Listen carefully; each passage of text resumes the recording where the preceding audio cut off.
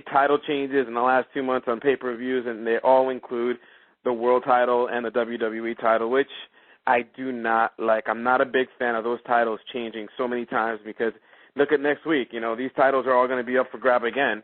You really honestly think that there's going to be a title change? The only title change that I would expect would be the tag team. I think that's it. Nothing else. Kofi just became your WWE title is going to change hands next week with Batista because Batista's going to be out for for 4 to 6. I mean, so that'll also change as well. But 2 other things that I wanted to make note of from the Extreme Rules pay-per-view, and then we'll talk about Monday Night Raw from last night. We'll head to the hourly break, and then we'll get into some of the big news stories. More importantly, the Batista injury, which we'll touch on here in just a minute.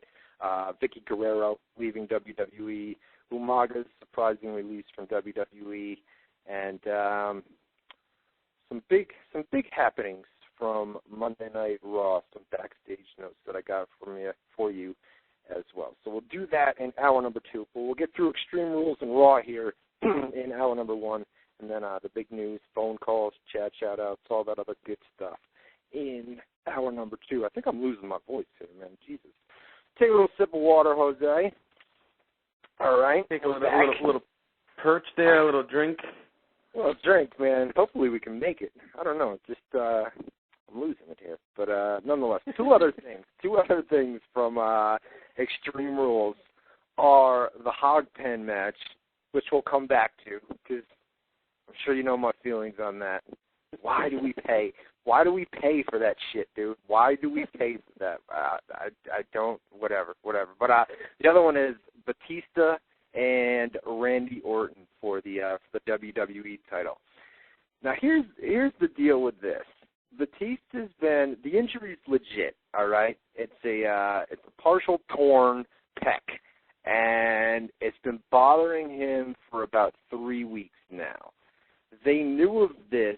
They knew that he was going to have to get surgery, that he was scheduled for Thursday, or that he was scheduled for surgery on Tuesday. They knew that Sunday afternoon prior to the Extreme pay-per-view, the Extreme Rules pay-per-view, right? So they knew that he had to go and get surgery. This was all confirmed on Sunday afternoon that he was going to have to get surgery. So my feeling is that by putting the title on Batista, they basically just tried to work the smart fans, the internet fans, if you will.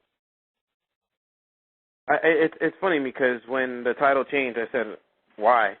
Especially, you got Randy Orton, who's been starting Raw and Legacy, and he's a champion, and so on and so forth. Then it all kind of comes into play where the WWE not acknowledged, but they knew that Batista was injured.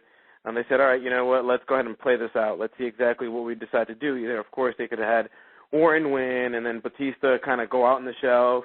And I think it was a little bit of a respect thing, too, because I know not too long ago Batista resigned, and he really kind of stressed the fact that he would like to be a champion.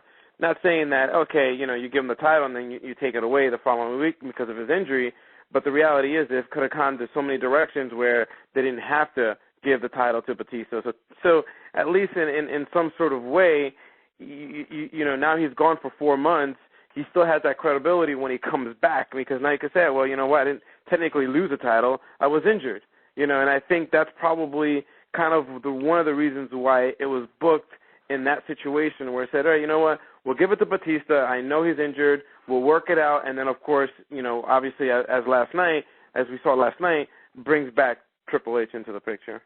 And here's another thing, too, with Batista. I remember when he was out with an injury not too long ago where he did an interview, and he said that he wanted to retire within the next year. And, Brett Favre, Ric Flair, retirement talk is just, who knows anymore, you know what I mean? These people retire and then they come back, and then they come back again, and then they retire, and then they're back again, and this goes on and on. But I remember Batista clearly saying that he wanted to retire within the next year. This puts him out 4 to 6 months, about 4 months. It's not a complete tear. WWE.com says it is. That is not correct. It's not a complete tear. So I would put it around 4 months, possibly even earlier. But, I mean, that takes, I mean, if he was serious about retiring within the next year, I mean, that takes another 4 months off. So what, you only got 8 months left when he returns, you know what I mean? And I don't think it's I mean, Batista's retirement is still a few years away, if you ask me. Yeah, I mean, I would take that, honestly, with a grain of salt. I mean, the reality is once people feel that, you know, I mean, granted, he's getting a little bit older. His body, as you can see, I mean, this is, you know, he's becoming a little bit more injury prone, especially in the last 13 months. You know, 13 to 16 months. So it's that time. Well, is they coming brought soon. him back early too, though. Don't forget. You know what I mean? I mean, he said he was ready to come back, and they needed him at that point. So they brought him back several months ahead of schedule from his last injury. You know what I mean? So to bring him back and then have him go out again, and then it's like this, right? Mr. Kennedy, who's injury prone, well, his release is more of sloppiness in the ring rather than... I mean, not only that, but also legacy of employment. I mean, you look at the history of Batista and how long he's been there compared to Mr. Kennedy, you know. Oh, I know. Two guys. But I feel your wavelength. I know what you mean, you know, because again, this happened twice now, the Batista, you know, in the last few months. So I completely understand what you mean of even thinking about the reasons between those two. Now here's another deal on Batista, and I haven't reported anything on it, but there are people within the company that are saying there's more to this story than just an injury, and I'm going to leave it at that for right now. You know how I felt about that one, so until I won't even touch it. Yeah, until we can get confirmation. The injury's real. The surgery happened today, but there are people within the company that have heard other things other than just an injury, and I'll let you guys speculate on what that is, but should be pretty clear. There was some testing recently. They test a lot, and that's where we'll leave it until I hear otherwise. And I don't want to confirm or deny anything, because then if I say something, people run around, oh, Batista did this, Batista did that. I don't want that to happen.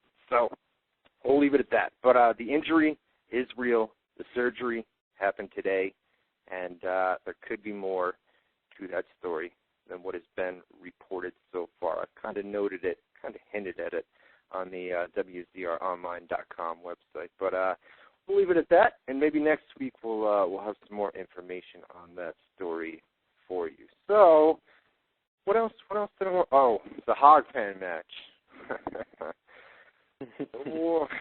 Comments? You got any comments? I mean, it's not that I was, you know, it was my highlight of the night. I mean, you kind of already knew what was going to be, you know, going on with that. It was entertaining to what it's worth.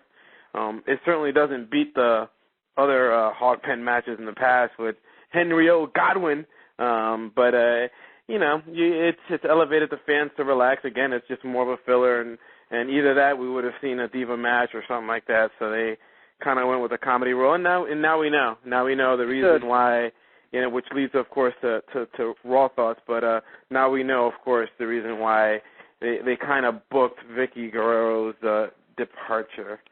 You know, what a nice way to send her out too. You know what I mean? Cover her in cow shit, and then next week have her get torn, or the next night get torn apart on the mic by Edge. You know what I mean?